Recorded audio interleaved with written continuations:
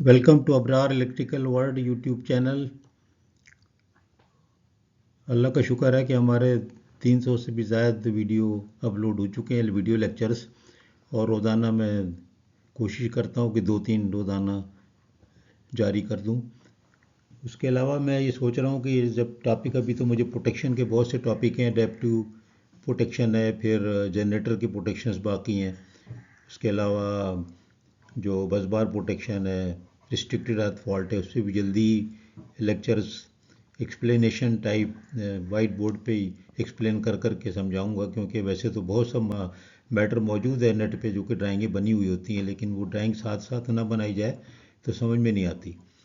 तो इसलिए वो मैं इंशाल्लाह अगले 8-10 दिन में और ईद की छुट्टियों में बना के उनको अपलोड कर दूंगा। उसके अलावा जो नई सिलसिला शुरू कर रहे हैं वो हम ये कर रहे हैं कि जो हमारे इंजीनियर्स फर्स्ट ईयर में, सेकंड या फर्स्ट सेमेस्टर में मशीन्स पढ़ते हैं और बेसिक इलेक्ट्रिकल इंजीनियरिंग और मशीन्स, और फिर आखिर में ट्रांसमिशन डिस्ट्रीब्यूशन, तो मैं चैप्टर वाइज वो किताबों से ही जो एनईडी में पढ़ाई जा रही हैं उन्हीं किताबों से मैं चैप्टर वाइज ही अपना तरतीब से लेक्चर्स बना दूंगा, क्योंकि मैंने एनईडी में ही पढ़ाया, सर सैयद में भी पढ़ाया और नस्ट में भी पढ़ाया, तो मुझे मालूम है कि वो किस तरतीब से पढ़ाते हैं। लेकिन मैं लेटेस्ट बुक्स लेके वहाँ से फिर इंशाल्लाह इनको बनाना शुरू कर दूंगा। तो एक किस्म से सीक्वेंस में किताब की तरह ये चीज़ें तैयार हो जाएंगी। जो स्टूडेंट पढ़ रहे हैं कॉलेजों यूनिवर्सिटीज़ में उनको बहुत फ़ायदा होगा। खैर ये तमीद थी, लेकिन अब ये देखें ये एक नई चीज़ है, लेकिन है तो बहुत पुरानी, कि एक चीज़ होती है स्विच गियर जिसके अंदर सर्किट ब्रेकर एक होता है, उसके अंदर सीटी पीटी और कभी वैक्यूम होता है, कभी SF6 होता है, मुख्तलिफ़ तरह के ब्रेकर होते हैं। और एक आपने स्विच देखा है जिसके अंदर के सिंपली जो है बड़े बड़े फ्यूज़ है, 4 फ्यूज़ बड़े बड़े लगे हुए होते हैं। 11 kV की बात हो रही, मीडियम वोल्टेज की। तो वो जो है वो काफ़ी सस्ता होता है। तो अब वो कौन सा कब सेलेक्ट करना चाहिए ये ज़रा थोड़ा सा कभी कभी जब चूज़ करने जाएं तो प्रॉब्लम होता है, क्योंकि वो सस्ती चीज़ नज़र आती है और उसमें लगता है कि यार ये तो वह काम तो वही कर रही है।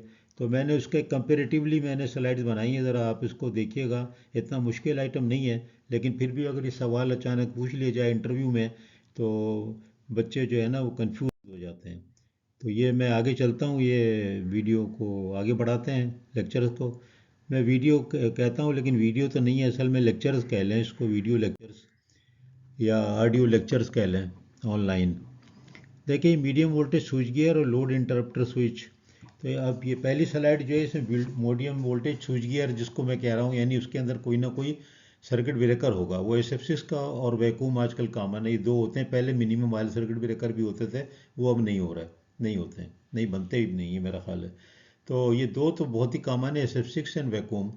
तो ये दोनों हैं। उसमें ये कब लगाने चाहिए, जबकि आप देखें ये मैंने यहाँ पॉइंट लिखे हैं कि बहुत ही स्विचिंग फ्रीक्वेंट हो, आपको बहुत ऑपरेशन, जैसे दिन में 8-10 ऑपरेशन करने पड़ रहे हैं, ट्रिपिंग जैसे होती है, तो यूटिलिटी कंपनीज में के लिए ये तो बहुत ज़रूरी होते हैं। फिर इसके अंदर चूँकि एक सर्किट ब्रेकर होता है बिल्ट इन, तो वो उसके ऑपरेशन अगर आप M1 सेलेक्ट कर लें तो 1000, M2 करें तो 10,000, तो ऑपरेशन, तो वो चीज़ से बड़ा फ़ायदा होता है। तो इसलिए इसके अंदर कोई चीज़ आपको रिप्लेस करनी नहीं होती है। अगर आपका ट्रांजिएंट फॉल्ट आया तो आप फ़ौरन उसको जो है ऑपरेटर को कहते हैं ऑन कर दें, और वो उसको ऑन कर देता है। अगर उसको कोई चीज़ उसमें स्मोक या कोई स्मेल कोई चीज़ नज़र नहीं आ रही है तो वो एक ट्राई तो ले ही लेते हैं, केबल फॉल्ट में भी, केबल के ट्रिप होने पे भी ले ही लेते हैं। तो ये स्विच गियर है। और दूसरा चीज़ ये है कि इसका जो लोड ब्रेकर है, लोड ब्रेक स्विच भी कहते हैं, लोड इंटरप्टर है, ये टर्म ज़्यादा नॉर्थ अमेरिका में यूज़ होती है, और हम लोग यहाँ पर यूरोप में और पाकिस्तान में लोड ब्रेक स्विच कहते हैं। इसके अंदर असल में बड़े बड़े फ्यूज़ लगे होते हैं। और फ्यूज़ का मसला ये होता है कि अगर देखें ये आप लगा देंगे जहाँ ओवरहेड लाइन है, फर्क करो यूटिलिटी कंपनी है, वाइड एरिया है, तो अगर ये फ्यूज़ उड़ जाएगा तो फिर ये बड़े बड़े फ्यूज़ लेकर के ख़त्म भी हो जाता है, स्टॉक नहीं रहता, प्रॉब्लम होता है। तो आमतौर पर देखा गया है कि जहाँ पर ये इस्तेमाल भी यूटिलिटी ने किए हैं, KCA ने भी किए हैं, के इलेक्ट्रिक ने भी किए हैं, वावडा ने भी किए हैं, लेकिन इसमें प्रॉब्लम सबसे बड़ा ये है कि फिर आप देखें बाद में फिर वो जो है लाइन मैन या वो जो ऑपरेटर होते हैं सिस्टम ऑपरेशन के लोग, उसमें वो कुछ भी नहीं, वो एक तार बांध देते हैं, बर्निंग वायर। और वो तार भी जो है ना सिल्वर का फ्यूज़ वाला वायर नहीं, बल्कि वो तार भी बांध देते हैं बाइंडिंग वायर।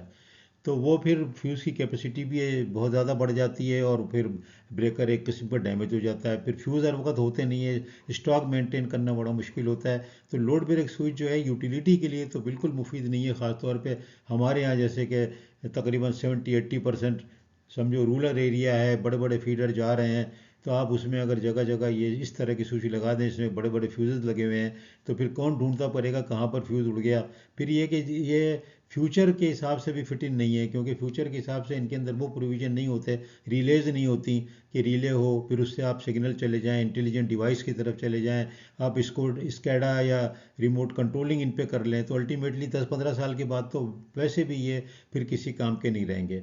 तो ये ज़रूर बस इसका नटशेल ये चीज़ है कि नटशेल में ये कह सकते हैं कि आप लोड ब्रेक फ्यूज ब्रेकर वहाँ लगाएं जो आपकी इंडस्ट्री हो, जहाँ पे फिक्स लोड हो, जहाँ पे ट्रिपिंग हो रही है तो वहीं पे सब स्टेशन है खोला, फ़ौरन आपका स्टोर भी वहीं मौजूद है, आपने फ्यूज़ को बदल दिया, तो वो तो बहुत अच्छा है। लेकिन अगर आप उसको एक फीडर पे लगा दें जो कि 10-10 20-20 मील फीडर जाते हैं, एनटीडीसी में सॉरी डिस्कोज में मैंने खुद देखा, शिपको में चेयरमैन जब था, कि मैंने खुद देखा कि फीडर जो है वहाँ पर की कम्युलेटिव लेंथ जो है 80-80 किलोमीटर है।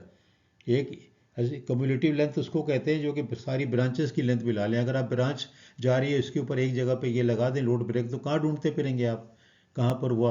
और फिर वो मालूम हुआ कि 40-50 किलोमीटर चलना है, उसके लिए जाना है, और फिर कच्चे का रास्ता है। तो इसलिए ये लोड ब्रेक स्विच यूटिलिटी के लिए तो बिल्कुल भी बेहतर नहीं है। तो आप इस हिसाब से सिलेक्ट करें कि ये एक समझो खुलासा ये है कि इंडस्ट्री के लिए कंसनट्रेटेड लोड के लिए छोटी जगहों के लिए लोड ब्रेक स्विच का इस्तेमाल किए करें, वरना फिर वैक्यूम SF6 जो है वो स्विच गियर जिसमें रिलेज भी हो उसको करें, ताकि कोऑर्डिनेशन भी प्रॉपर हो सकता है। और ख़ास बात यह है कि कोऑर्डिनेशन हो ना हो आप ऑन तो फौरी कर सकते हैं, और फिर रिमोट पे सिग्नल भी ले सकते हैं वक्त के साथ, उस पर मीटिंग भी आसानी से हो जाती है, CT होती है इसके ऊपर, PT होती है, तो इससे बड़ा फ़ायदा होता है।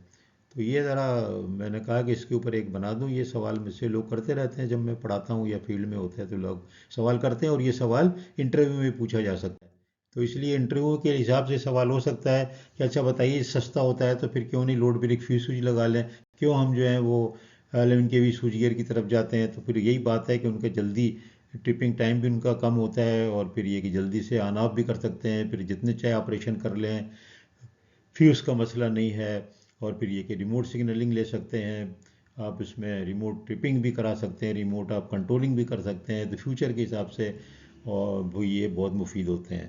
तो ये मैंने कहा ये थोड़ी सी एक आसान सब्जेक्ट है, लेकिन जब आपसे सवाल अचानक पूछ लिया जाए, सीनियर इंजीनियर बैठे हैं इंटरव्यू दे रहे हैं, तो मुश्किल होती है। तो मैंने कहा इसके